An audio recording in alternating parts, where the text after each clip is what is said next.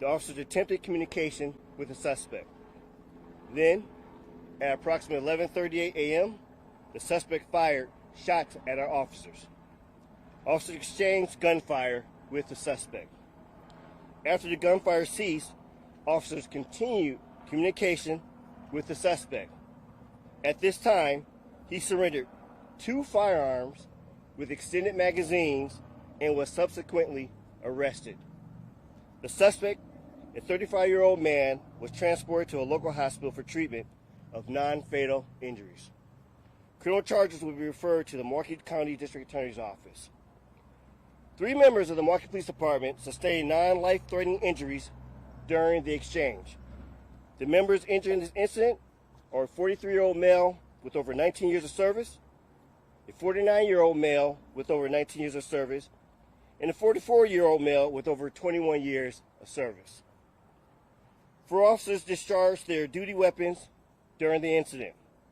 These 4 officers will be placed on administrative duty as is routine in officer-involved shootings. The Milwaukee Police Department Homicide Unit will be investigating this incident. This is a fluid and ongoing investigation. Video related to this incident will be released in accordance with Standard Operating Procedure 575. Across the country, we have just seen a number of different incidents involving officers being fired upon. Just recently, Dallas lost one of their members. 2 officers were shot. In Phoenix, a number of officers were shot. In this situation, officers were fired upon where officers were injured. Explaining this to the community is not easy, but I can say this. These behaviors are unacceptable. Firearms used in this way is unacceptable. We as a community need to surround our law enforcement, but also those who are doing right in the community, and disown and have a very serious message for those who use firearms in this inappropriate way. This is unacceptable. This should be, a problem for our community, and we need to make sure that we're turning this type of behavior around, not only locally, but also nationally. Now I'd like to turn it over to our Mayor Johnson. Well, thank you so much, Chief.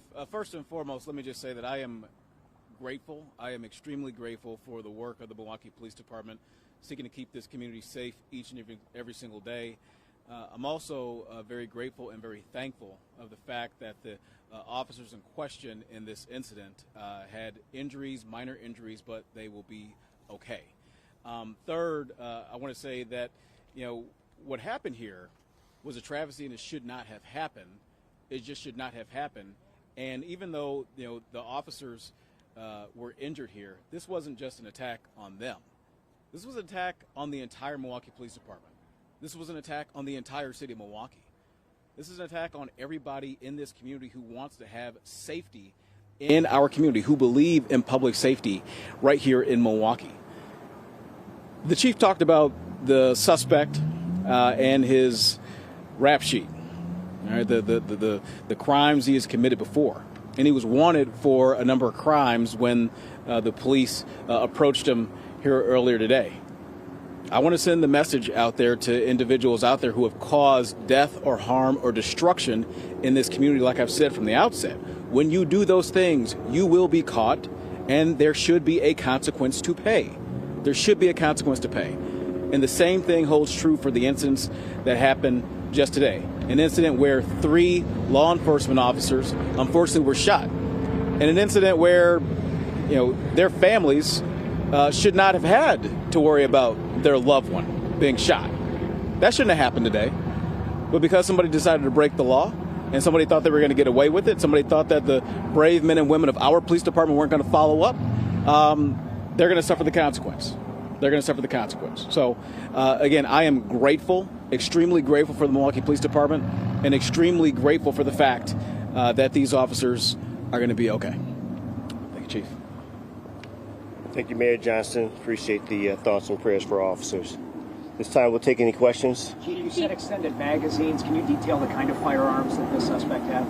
I can't give you any more details on that, but it was a high-capacity type of magazines that was used. Handgun or long gun? Handgun. Chief, can you confirm the suspect was hit by gunfire?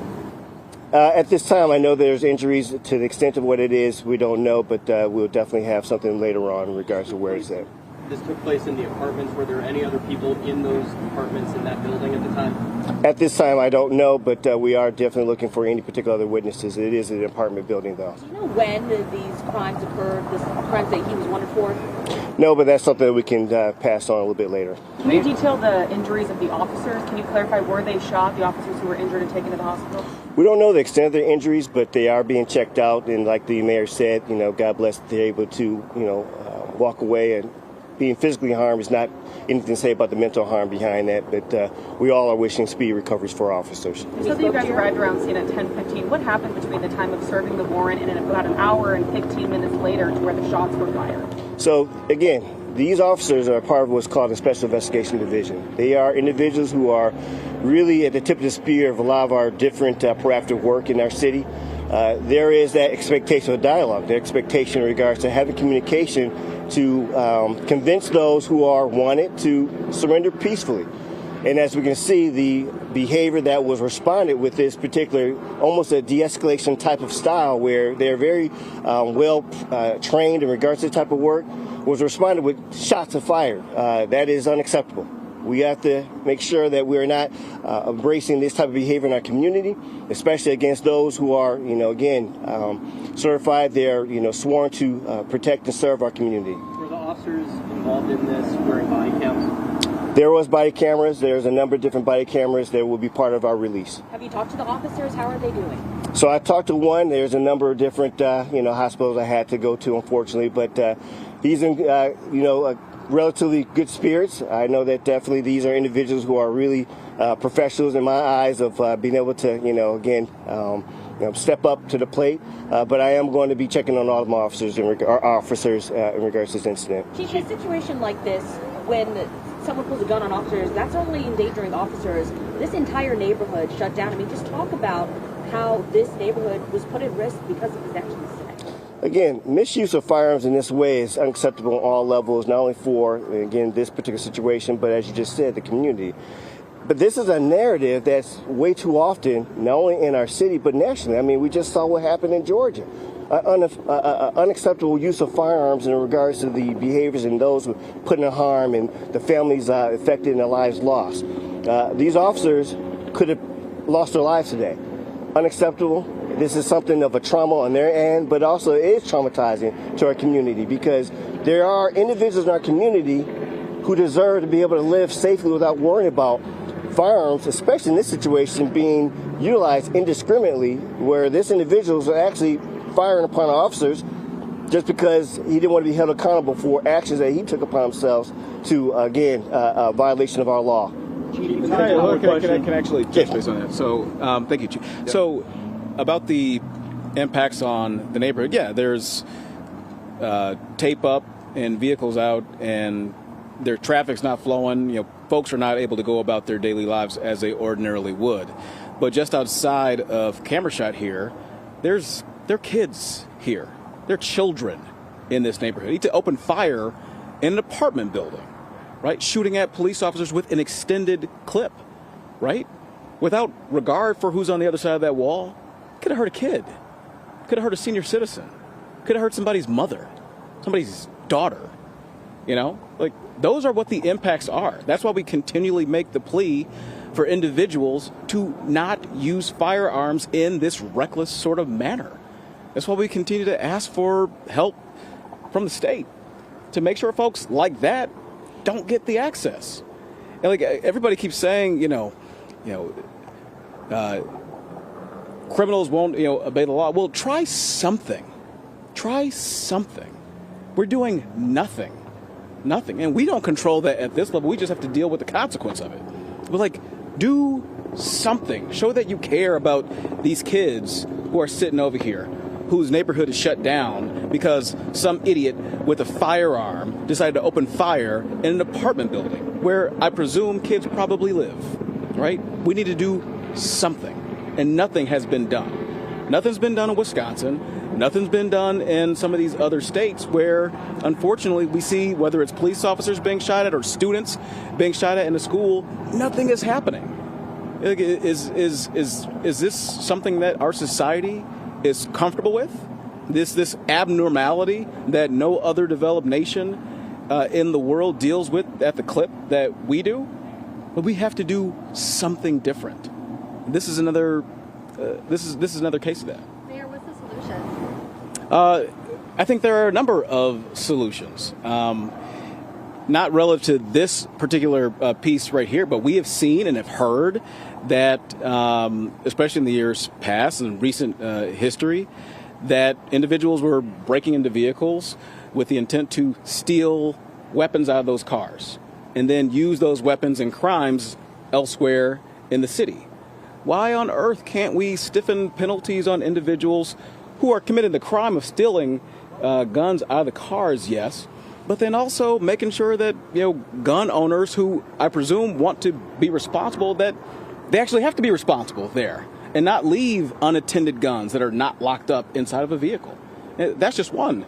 I mean, with a person like that, I don't know what how they came into possession of that weapon, but if they went to buy a gun off of somebody on the street, well, maybe there ought to be background checks for every gun that's purchased.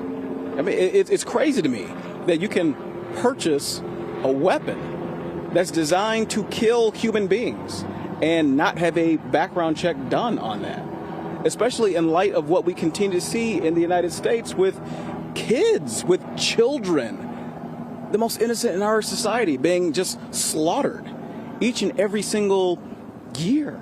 It's crazy to me. Right? So there's more for us to do on that front. Chief, you detailed this person's priors. Do you know if guns were involved in those priors? And if you don't know, can you just explain to us that this Special Investigations Unit is prepared for firearms when they knock on doors? Can you explain that? So I don't know the extent of the background, and whatever we can share in the future we will in regards to this particular incident. But yes, I'm very proud of the Special Investigation Division. Again, they are at the tip of the spear of a number of different investigations. They do deal with these type of, warrant or those who have charges, serious charges, enforcement. They are also part of the Operation Summer Guardian.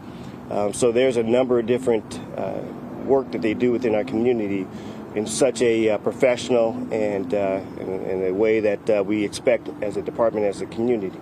They do have a number of different tools to utilize for these particular type of situations, and I will say that we still always continue to review in regards to, do they have enough resources to have these particular type of incidents handled in the way that we need, especially safely. But again, it goes back to what the mayor talked about, what I'm talking about, the use of firearms in a way that was utilized not only in this incident, but in numerous other incidents, not only within the city. It's still unacceptable, and our community has to make that voice and make it heard and well known in regards to that. This is not to be tolerated, and that we need to make sure that we are putting forth the right efforts to not only protect our community, but also those who are most vulnerable, our young ones. Thank you all.